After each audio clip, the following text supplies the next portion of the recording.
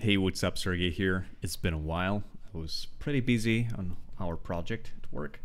But finally, I'm here with another hopefully quick tutorial in Houdini. Since I've been playing Starfield in my free time, I think I've soaked like 200 hours in there. And I was pretty disappointed with the space part in there. So I got back to Elite Dangerous. I played there for a while as well, for 300 hours. And actually I was fascinated with the concept of procedurally generating planets and worlds on a large scale, and I thought, how long would it take for me to just quickly assemble something more or less presentable in Houdini, so that we could from scratch generate a whole bunch of different planets and maybe generate a solar system or something like that. And here I present you the results of my quick experiment. We have a very simple setup here with a couple of layers that I play around with. So we have our main planet. Actually, let's undo the pause here. We have our clouds layer, we have atmospheric layer, so obviously we can disable all of that and you will see how the planet looks by itself. And then, well, as usual, you can put the clouds in, you can put atmospherics in. If you want, we can throw in a bonus of having a ring if you're gonna make some gas giant or just a rocky body with some rings. That actually take a while because I put a lot of noises in there.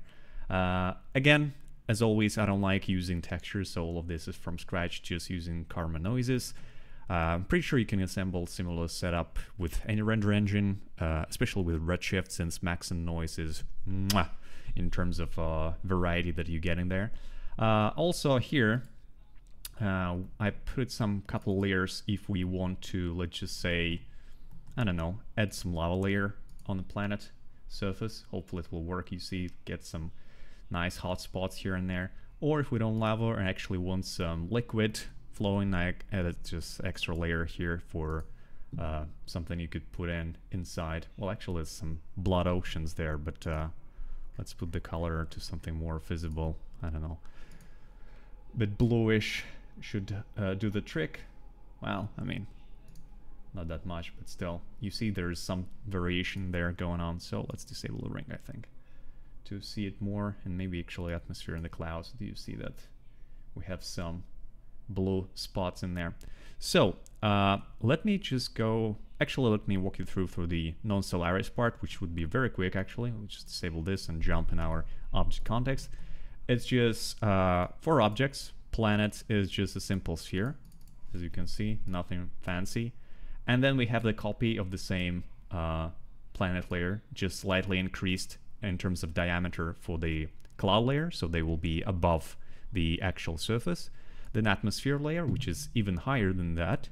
And we have a ring, which is just the boolean of our planet scaled up, and just some circle. Nothing fancy, pretty simple setup. Again, you can assemble procedural variation of those very easily, and since we're not relying on any textures, you just can play around with noises and that's it. So on Solaris part, we go to stage, we use SOP import to import our geometry. I just specify 4 inputs here. We merge them together and we drop the material library where you can specify which material goes to which geometry. Then there's just a simple distant light, camera, Karma node, that's it. So let's dive inside here and let's just try to, I'm just gonna create a copy real quick here. Call it Planet 2 material. Let's make sure we disable all of that, and here we're just gonna reassign our planet material to use Planet 2 material instead, right? Hopefully I name it. Okay, there's underscore there, so we'll just do this. I'm just gonna save in case I crash. Sometimes it does happen. So, and let's just remove all of that so that we won't be tempted to look it up elsewhere, and just try to do what we can with what we have. It actually just evaluated in Python for some reason. I'm not sure this is a good thing. Okay, actually let me go switch to manual. I'm gonna go back here and we just remove all of that unnecessary stuff. Okay, so we just have principal shader layer. Maybe I should just drop it down by default so that we know for a fact that I'm not cheating, and we're just gonna use it from scratch. So we have our surface globals here. let's just plug the surface there. We're gonna plug displacement there, but we don't have anything at the moment there. So go back here, enable karma, make sure we in auto update mode. We should just get a sphere essentially. So nothing really fancy. So let's actually go in and start modifying our stuff by, let's not go too crazy. We'll just do 2 patterns of noises and then just try to marry them together so that we don't spend too much time on the whole thing. So we go planet to material. Let's start with color. We can go for anything, but let's just, for the sake of experiment, we go for a sandy shader of some sort. So I'm just gonna pick whatever color. I mean, you can go with literally any color you want. Depends on how accurately you want to depict your planet. It could be like green and violet, but that's gonna be a bit weird if you ask me. So let's grab a couple of turbulent noises. We're gonna grab position from the globals. I'm just gonna quickly copy and link our XYZ so that we don't type it 3 times, because normally I prefer symmetrical noises all the time, so it will be much easier. And I'll just put 30 here, maybe switch to simplex. The rest should be fine. Let's just multiply it with our color, and let's just plug it directly into the base color so that we start seeing what's going on there. Okay, so first of all, actually let me just temporarily increase roughness so that we don't look at that specular. Let's keep it like this actually. So it's a bit dark, so let's just drop fit range to make sure we kind of not taking away color that much. So we kind of made it to where it's not darkening the texture to the point of it being completely obscured by the noise. I'm just gonna drag and I'll drag to create a copy. Let's just decrease maybe the frequency, and then we actually use maximum here to layer them up. You can use whatever operations, maximum, average, subtract, multiply. You can play around with noises to just get the pattern that you think works nicely for you. I'm just gonna move it away just a bit. I'm just gonna double check if recording is running. Cool, we're good. So that would be our, let me actually do this, and I'm just gonna put null here for position because we're gonna grab that for variety of noises. I'm just gonna go in position so that everything is color coded and we know for a fact like where to grab what, because we're gonna zoom out quite a bit. Okay, so that will be our first pattern. I'll just, I don't know, call it pattern 1. It's nothing too fancy at the moment, so don't worry about that. This is how things usually are. We can grab the whole thing. I'll drag down, call it pattern 2. I don't know, go for maybe slightly brighter color so that we see what's going on. I go and increase the value here. And then we can just play around with different noises. So we already use simplex. Maybe let's just grab alligator noise, put it to, I don't know, 50. We can play around with turbulence, roughness to increase the detail amount. Same go for every other noise. So maybe this one. So if this is 50, let's go, maybe it's 25. Let's actually create another one and put it maybe to 15. I'm just gonna plug it over here for now, just to see, you know, we have some fancy, it's almost like Voronoi from a distance, but really hard to tell. So I would say it should be working fine for us. Maybe we're just gonna adjust the fit range just a touch to get it more contrasty, and maybe not to give it that much dark values. Okay, so we kind of have those 2 patterns, so let's layer them together. But for that, we're actually gonna use another couple of layers for noises. So I'm gonna grab oops, that was actually a color. Let's me grab for noise stuff here. I don't know, let's use 0 center parallel, maybe for 15.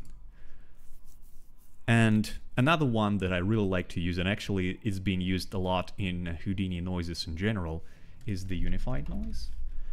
It's a bit slower than a turbulent one, but still, I mean, it gives you very nice patterns here and there. So let's go with average this time. Just plug them in, and then I think we need to fit range it just in case, so that we know that sometimes it's not giving us enough of a contrast. We can always adjust it here. And here, so we have those two, let's just call it. So later, if you want, you can adjust it later here. So that will be color out 1, right? Which is color coded and orange. And that will be color out 2. Okay. Then I'm gonna use multiply to, actually let's just check it out, the noise that we created. Okay, so this is nothing fancy just yet, right? But I think here, if we go and scroll down, actually first of all, let's go for fractal type hybrid terrain. That give us fancy sliders to play around with, and we enable gradient warp. I remember this one was quite fascinating when I was working with Hyde Field, so we're gonna just play around with it a bit to a point where actually frequency wise, I don't know, I forgot to copy this guy. Paste relative reference, paste relative reference. Just need to start seeing things.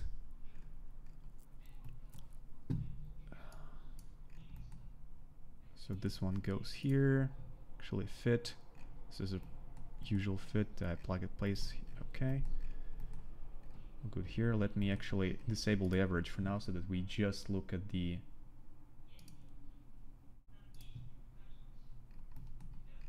oh yeah, that was dumb of me. I forgot just to plug the position. Okay, position. Here we go. Okay, so interesting pattern here. Let me adjust maybe a bit less. I mean, the other way around, if we go here, this is what we use for lava shader back into lava tutorial. So I'm just gonna go the other way around to create fancy shape here. Let's apply average now. Not really sure it does it any good for now, but hopefully later on we'll give what we want. We'll get what we want, sorry. So for fit range, just gonna make it more contrasty maybe. Yeah, okay, so now you see this turbulent noise poking through it, which is nice. Just the dark part, just a touch. Actually, one more trick that you could sometimes implement, we just grab turbulent noise, and we're just gonna add it to position that goes inside the unified noise, so that we can affect the actual way of its being distorted. So this one is obviously like too much, so we'll go with maybe 2. And as you can see, it changes the amount of distortion applied to unified noise, and it gives us really nice patterns. Actually, the thing on top looks like a crater a bit, which is pretty cool. So now we do have those two outputs. So we're gonna go here. So one, we're gonna multiply by this noise. So that means that where the white is, the color 1 will be applied. And then we're gonna use complement, which is like 1 minus this noise. That'll give us an inverted result of it, and we're gonna multiply it for second one. And then I'll just use maximum to layer those together. Essentially, that should give us fancy pattern. I hope. Not that bad actually. I'm gonna save it just a bit. I think we can go in further than that and just apply another noise so that we have something fancy on top of that. So I'm just gonna grab another one maybe, or actually like just the whole thing. Let me just grab this part. And then we're gonna put multiply here. So on top of our layering, we're just gonna adjust it a bit. So this guy was 4, let's go for 10, I don't know. And go for alligator noise here, maybe. I don't know, let's see how it looks first. So I'm just gonna grab this noise and we're gonna plug it here. Oof, quite a strong one. Let's drop a fit range node here. Just increase.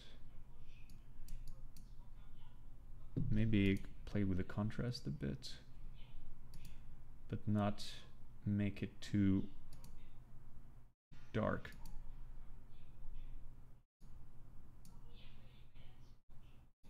Oh, that's, I think, too much. Well, I mean, in general, it is quite an interesting pattern. I'm gonna save so that I'm not gonna crash later on. We can color correct it just a touch, maybe at the end. So color correction. I'm gonna drop it right here. Maybe go for, actually, I'm just, first of all, just copy parameter, paste relative reference, paste relative reference. Go for 65, I don't know. Yeah, that gives us quite a nice look. So this is the base color map that we created, basically, right? And this will allow us to fit this into multiple channels, play around with the fit range, and come up with some extra detail on top, for example, right? So displacement wise, let's just grab it with the fit range. Actually, let's use vector to float to grab the red channel, or, well, I mean, we just need black and white essentially, right? So oops.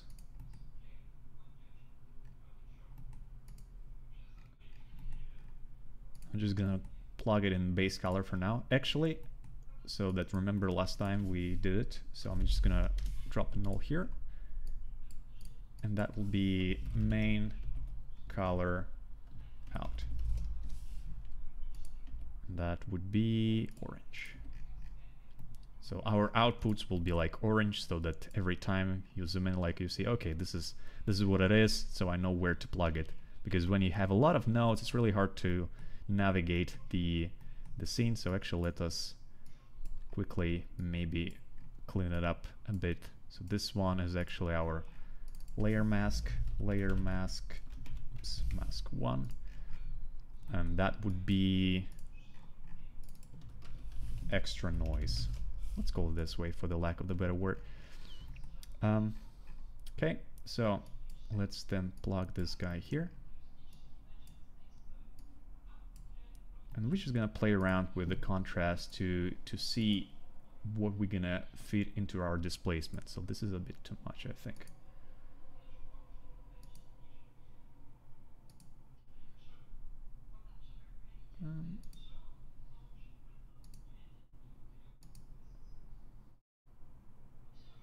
Well, this is interesting. Let's try go for that. I'm gonna scroll up to displacement tab, enable custom input, and we're gonna plug it here.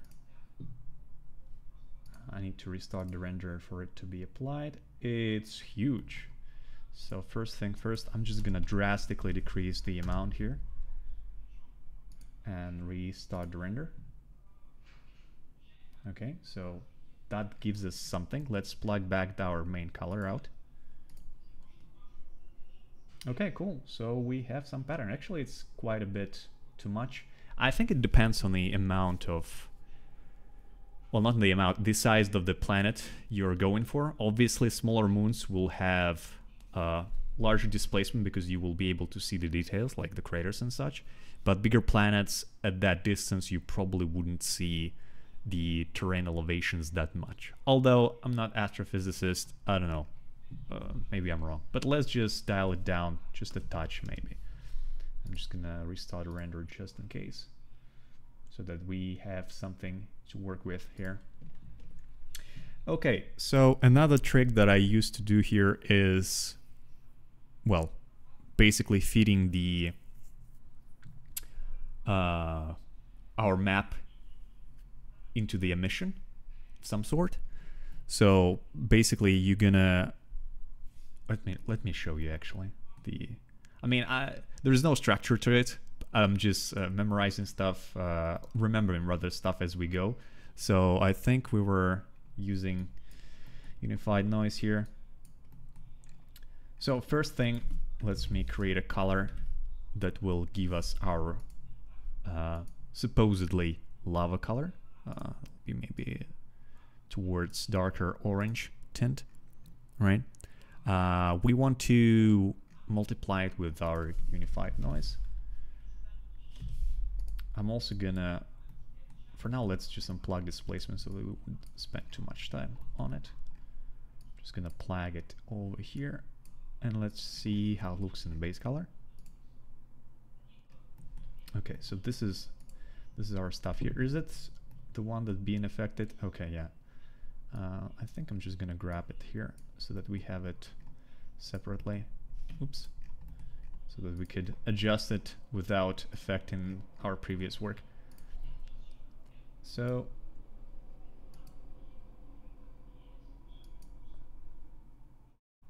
okay, maybe we increase the frequency a bit here to 30 or something.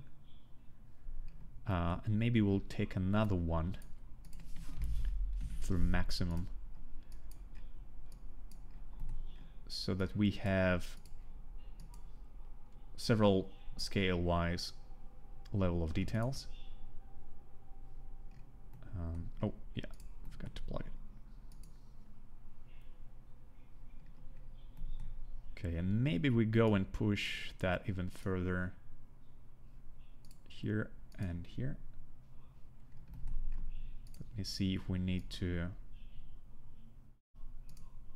maybe switch the noise types. I mean, this is the best part, I think, when you just going through the setup and trying to play around with the parameters and see what sticks, essentially.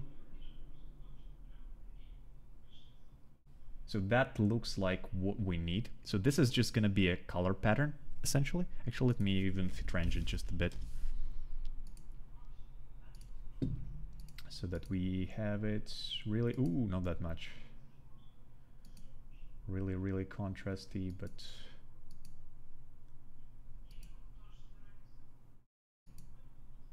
within limits, so to speak.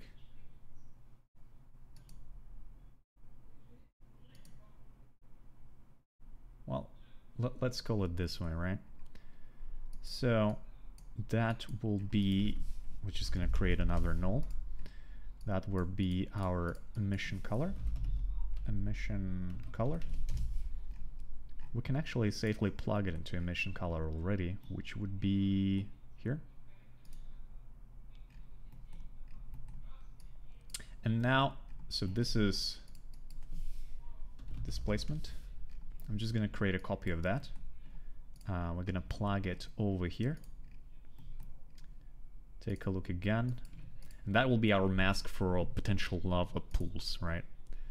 So I'm just going to play around with it. We obviously don't want it to be everywhere, but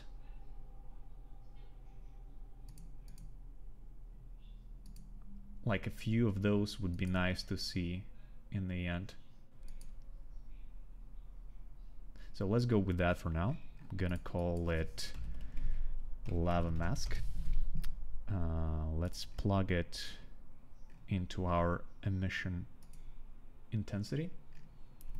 And let's actually plug back our color. The problem with that by default, I don't know why, but Principal Shader does not output emission. So you wouldn't see anything here.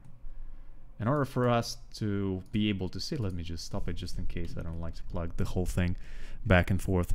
You actually have to unpack the layer and then use surface exports to grab that emission parameter.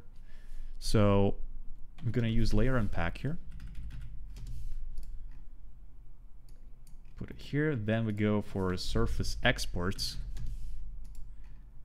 And then you see you have this emission, which you normally wouldn't get. So I don't know why it's made in that way, but well, that's how things are. So, and then we're just gonna go for output variables to create back, to pack, so to speak, some of the shader parts. And if I go this, and I save, and I switch to Carmen now, we should be able to see, yay, our lava pools over there. Also a quick trick that I use to, you know, present the variations. We're gonna put a switch node here, and then I'm gonna create another color, which would be black. Essentially, we want to have a way of quickly switching between our